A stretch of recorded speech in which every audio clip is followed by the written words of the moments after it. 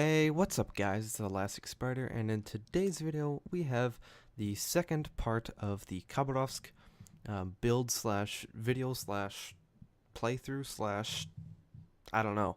But we've got another Khabarovsk replay at the end of the day. I'll leave a link in the description to Sneaky Snake's video about the Khaba and why he likes the heal. But in this video I'm going to be taking a look at the Khaba and what I like about it. Now, we go with, I think, slightly different builds, but at the end of the day, I do think that the ship still plays the same as it did before it got the heal, but with a slight variation. Before with the smoke, you could actually do team things like provide allies with smoke. So if you're in a division, you could smoke up your battleship or you could smoke up your friendly cruiser. Granted, that probably didn't happen all that often because naturally the Khabarovsk is a ship that is more it relies more on the personal responsibility to do a lot of damage. That's really what the Khabarovsk is built to do. It's just a DPM monster. And you can see first salvo 3k. This ship was just built for damage. Everything leads it to that conclusion. You've got 8 guns with like 3.9 second reload, which is absolutely insane. So that's something that you should, if you've played the Khabarovsk before, you should already know this, and I don't think that changes. But again, if you are playing in a division, smoke could be a better option than, let's say, the heal. Again, because you're able to smoke your friendly ships. I've had a couple times where there was a battleship burning down next to me, and if I had smoke, I would have been able to smoke him and he would have lived, but unfortunately I didn't have smoke. I had heal, which the battleship actually ended up dying, and one time it was the cruiser and he ended up dying as well. So if you do go with the heal, it is definitely a more selfish build, but again, that's not too surprising because the Khabarovsk has always been a more selfish ship.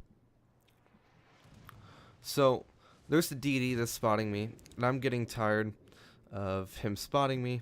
So I'm just gonna push in. If he's gonna shoot, he's gonna have to deal with a Khabarovsk shooting his guns, and that's a lot of DPS to deal with. The Shimakaze gets spotted, and I start railing him. I got a first good salvo off, throw my torpedoes out. Probably could have saved them, but it's okay. Again, it's a little bit of shooting into the smoke. Maybe 1 or 2 hits would definitely be nice. But at this point, I'm just going to sit in the cap and try and cap it out. Again, another benefit of having smoke here, well, not now because of radar, but certainly if I had smoke, I could actually sit here, pop my smoke, and start capping this. Again, if the Shima wasn't in the cap, then I could do that, but most of the time you're not going to be able to do things like that, or you'll see me throughout this replay. I'll be going back and forth very frequently. I'll be pushing up and then I'll be retreating. Here's my second retreat, and I'm just gonna be making circles. I popped my first heal of the match, but yeah, you'll see me do this a lot. You'll see me go in, get a little bit close, and then when people start getting about 10 to 12 kilometers, no, probably around 11 kilometers, then I start to turn around, and some very mild torpedo beats. No big deal. I am the master of torpedo beats. No, I'm not. But in any case, so close call there. Could have eaten a torpedo, but that is actually one of the places where I have the heal, and I'll actually be okay because I get spotted, or I take a torpedo and I can heal some of that. Now, in this situation, when there's a Missouri 10 kilometers from me, Fletcher 8 kilometers from me, and there's a Chapayev in that smoke. Or, okay, never mind. He wasn't actually in that smoke, but there's a Friedrich in that smoke as well, or at least he was going that way. Certainly, having smoke in this situation could have benefited me. I could have popped my smoke, kept running, or slowed down, pop my smoke, get undetected, and then zoom out of there with, let's say, my speed boost that's still active. That is a possibility. But instead, I am forced, since I don't have smoke, I am forced to take a little bit of damage, and I'm gonna have to use my heal eventually. So, but again, I could have, if I had smoke, I could have smoked that Bismarck, potentially, whether it was intended for myself and it's a secondary reason why I'm smoking another ship. It doesn't really matter as long as I get my personal use out of it, and any other use is, of course, it benefits the whole team. But slow down for some torpedoes. Missouri's going to be dead pretty soon here, between the Prince Eugen and the Bismarck, and the Benson that's here too. I think he should be dying pretty quickly, although he's not, which has been unfortunate. Launched one torpedo salvo behind and one a little bit in front. Then I start railing into the side of this Missouri. You can see it's 1700, 1400, and those are with 4 guns. I'm getting those 1000 to 1400 salvo, 1500 salvos. So there's, again, the Khabarovsk has not changed one bit from its nasty AP salvos and its dirty rate of fire. It is still the same old Khabarovsk,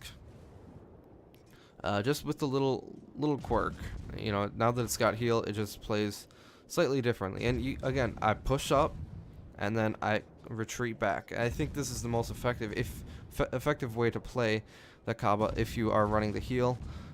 In general, it is a pretty effective tactic, even when you're running the smoke. But the difference is, sometimes when you do run the smoke, and you see a lot of enemies, you are able to move into that position, let's say 10, 11 kilometers from a group of battleships, and you're able to smoke there and just continually pelt them for a good minute to a minute and 20 seconds, depending on, varying factors. But that's something you're not able to do. You're going to have to disengage and heal up some of the time, and then you're also gonna have to push again some of the time, which it's unfortunate. You don't always want to do that. That's why part of the reason why I think, and it's gonna sound weird when I say this, but sometimes I do think that by choosing the heal, you actually play more passively than you do with the smoke, which again,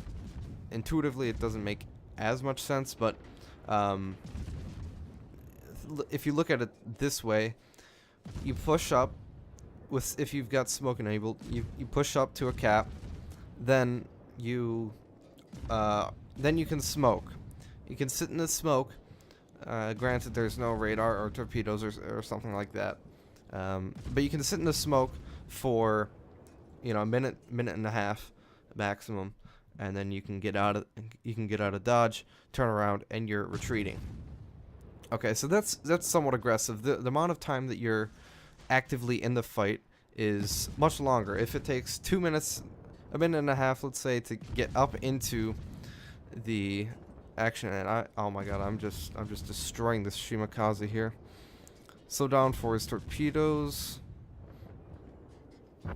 and then he dies, which is good. Alabama's secondaries get him. Be careful not to hit those, but.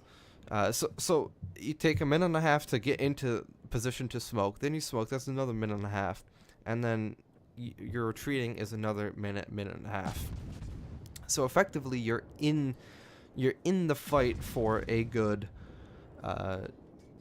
between 4 minutes and 4.5 minutes, and sometimes even 5 minutes, depending on some circumstances. And to me, that's you do a lot more damage in that period of time than you do with the health. Where if you are able to uh, push up for that same minute and a half, and then you're gonna have to retreat that's in the same amount of time, minute and a half, because you are forced to, because you can't just sit still in the middle of the ocean 11 kilometers away from a bunch of enemy ships like you can with smoke. And this is coming from a person that does like to use that previous like to use their smoke a little bit more for themselves, and like to sit in the smoke as a Russian DD more than I think others. Certainly, I know I talked to Puddin about this, and I'm definitely a smoke sitter, I guess. I'm more of a smoke sitter than Puddin is, but I haven't really talked to Sneaky on that. But I think that is I think that's a fair analysis, and again, it's a little bit counterintuitive, but I think that it makes sense after that explanation. Now, the only downside, though, with smoke is that you can't heal anything. So if, let's say, you're sitting in smoke and you get radared, you get a direct counter of radar. That's what I just said. You get radared, and then you lose a lot of HP, and you cannot get that back. So you have to be more careful. You have to sit farther back, which doesn't exactly increase your DPS all that much. It actually decreases it. So because you have to sit a little bit farther back, not optimizing all of your shell hits, not having as many shells. So that is also a downside of running the smoke. Whereas with the health, you can be a little bit more. You can be a little more aggressive too, because you can go in, do some damage, and then retreat and heal back up. But again, you just have to be careful not to lose all your HP, because when I'm sure this happens to me a lot too, when I see a Khaba, I hate Khabas. So if I'm a battleship or even a cruiser, I hate Khabas. So I immediately shoot them. And if a few other people are shooting at them, they can lose a lot of their health very, very quickly, and you're going to be spending a good majority of the match healing the rest of your HP back to or almost back to what it was. So only a few ships left. Fletcher ran and hid somewhere. That's why I launched my torpedoes. That just ended. Hoping to catch him off guard or something. But I'm just going to start pelting this turpits. I got 2 fires on him. I could put another one in the superstructure. But I'm thinking at this point AP's going to be the better option. So I stick with that. Not too happy with that. Again, 600, not too good. I get Witherer right there. I think I'm going to switch to HE in the next few salvos. See if he repairs. Because that one fire did end, and I'm sure this next one is going to end soon. See, I could smoke here. I've got a Benson spawning for me, an Edinburgh spawning for me, but I take 3k, 3k. I can just heal it back. It's not that big of a deal. I also use the Dreadnought. The Dreadnought signal flag, so you can actually do some more stuff with that. Alright guys, so not a bad game overall. Ended up with 150k, 7.7k XP, 356,000 credits. I managed to get 1 assist to base capture, 301 shell hits, 1 plane shut down, 13 fires, and that awesome 2.3k free XP, which again is helping me towards my Missouri. And then only 1 medal here. Witherer would have liked a high caliber. Usually those come, they're very common together, but unfortunately that was not in this case. So see me at the top of the leaderboard, 2056. Base XP, of course, that 1 plane helped me get there. Detail report, you can see the damage distribution, just barely got the Witherer with about 6k to spare. And then armor piercing 15k, and then about 70k from high explosum. Potential damage 1.5 million. Not bad numbers for a destroyer. Actually, pretty good numbers for a destroyer, considering this is a basically a light cruiser. Going backwards again, and then finally credits. Not all that good. I was focused a lot on shooting battleships and the occasional destroyer. But so credits aren't amazing, but certainly the free XP is. Hope you guys enjoyed this video. Please like, share, and subscribe if you haven't already. And I hope you guys have a wonderful day and take it easy.